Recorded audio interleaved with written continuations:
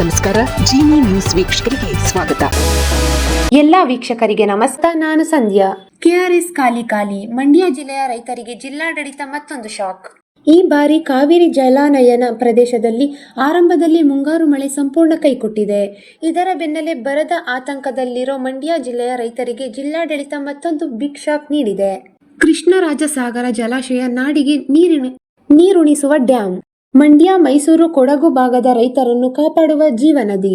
ಬೆಂಗಳೂರಿಗರು ಕುಡಿಯುವ ಹನಿ ಹನಿ ನೀರು ಕೂಡ ಇದೇ ಡ್ಯಾಂನಿಂದ ಬರುವುದು. ಜೀವನದಿ ಎಂಬ ಕಾವೇರಿ ಈಗ ಜೀವ ಕಳೆದುಕೊಂಡಿದ್ದಾಳೆ. ಮುಂಗಾರು ಮಳೆ ಆರಂಭದಲ್ಲೇ ನಿರಾಸೆ ಉಂಟು ಮಾಡಿದೆ.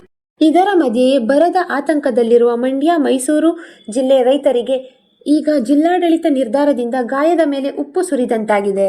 ಕೆಆರ್ಎಸ್ ಅಣೆಕಟ್ಟಿನಲ್ಲಿ ಈಗ ಉಳಿದಿರುವುದು ಕೇವಲ 11 ಟಿಎಂಸಿ ನೀರು. ಅದರಲ್ಲಿ 5 ಟಿಎಂಸಿ ಡೆಡ್ ಸ್ಟೋರೇಜ್. ಬಳಕೆಗೆ ಸಿಗೋದು ಕೇವಲ 6 ಟಿಎಂಸಿ ನೀರು. ಹೀಗಾಗಿ ಕುಡಿಯುವ ನೀರಿಗೆ ಮೊದಲು ಆದ್ಯತೆ ನೀಡುವ ಜಿಲ್ಲಾಡಳಿತ ಮುಂದಿನ 3 ತಿಂಗಳು ಕುಡಿಯುವ ನೀರಿನ ನಿರ್ವಹಣೆಗಾಗಿ ನಿರ್ಧಾರಕ್ಕೆ ಬಂದಿದೆ. ಹೀಗಾಗಿ 3 ತಿಂಗಳು ರೈತರ ಬೆಳೆಗೆ ಕಾವೇರಿ ನೀರು ಸಿಗುವುದು ಬಹುತೇಕ ಡೌಟ್ ಆಗಿದೆ. 3 ಜಿಲ್ಲೆಯ ರೈತರು ಬಹುತೇಕ ಕಾವೇರಿ ನದಿ ನೀರನ್ನೇ ನೆಚ್ಚಿಕೊಂಡು ಬದುಕುತ್ತಿದ್ದಾರೆ.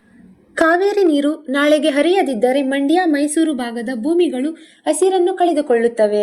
ಈಗಾಗಲೇ ಮುಂಗಾರು ಆರಂಭದಲ್ಲಿಯೇ ಕೈಕೊಟ್ಟಿದೆ. ಈಗ ನಾಳೆಗೆ ನೀರು ಹರಿಸುವುದಿಲ್ಲ ಎಂದು ಜಿಲ್ಲಾಡಳಿತ ನಿರ್ಧಾರ ತೆಗೆದುಕೊಂಡಿದ್ದು ರೈತರು ಪರದಾಡುವಂತಾಗಿದೆ. ಅತ್ತ ಮಳೆಯೂ ಇಲ್ಲ, ಇತ್ತ ಡ್ಯಾಂನಿಂದ ನೀರು ಇಲ್ಲದೆ ಬೆಳೆದು ನಿಂತಿರುವ ಕಬ್ಬು ಒಣಗುತ್ತಿದೆ. ಸದ್ಯಕ್ಕೆ ವರುಣ ದೇವ ಕರುಣೆ ತೋರಿದರೆ ರೈತರ ಪರಿಸ್ಥಿತಿ ಚಿಂತಾಜನಕವಾಗಲಿದೆ. ಶೀಘ್ರವೇ ಮಳೆರಾಯ ಕೃಪೆ ತೋರಿ ಕೆಆರ್ಎಸ್ ಭರ್ತಿಯಾಗಲಿ ಎನ್ನುವುದೇ ಈಗ ರೈತರ ಪ್ರಾರ್ಥನೆಯಾಗಿದೆ. ಈ ದಿನದ ನಿರಂತರ ಸುದ್ದಿಗಳಿಗಾಗಿ ವೀಕ್ಷಿಸುತ್ತಿರಿ ಜಿನಿ ನ್ಯೂಸ್.